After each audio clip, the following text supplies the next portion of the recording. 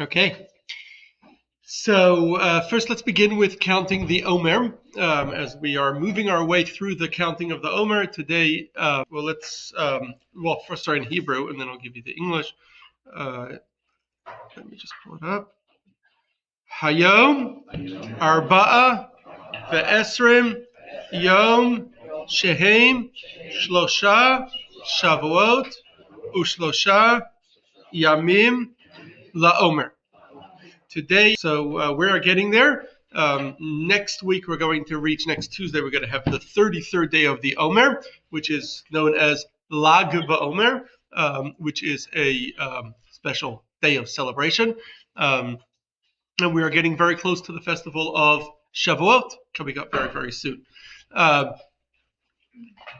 This coming, just to note that this coming Sheni, the second Pesach, there isn't the second Pesach in the Torah tells us that if someone was unable to bring the Passover sacrifice on the day before Pesach, the 14th of Nisan, because when the temple stood, because they were either ritually impure, tamei, or they were too far from the temple, they can make up for it 1 month later on Pesach Sheni. We don't have a temple anymore, so we don't bring a sacrifice anymore, and yet the mitzvah is still relevant today because we're able to, because we kind of remember that they would bring a Passover sacrifice, and we mark it today by eating matzah. So if you have any leftover matzah from Pesach, we have some in the back I see, then we mark the date by eating matzah on this day.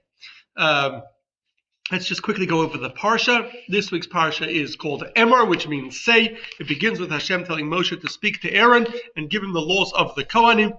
Well, firstly, a Kohen, which is a male descendant of Aaron, is forbidden to become Tomei, ritually impure, by coming in contact with the dead. So they're not allowed to go to a funeral. They're not allowed to go to a cemetery, except for their immediate relatives. So only for their parents, their children, their wife, or their brother, or their unmarried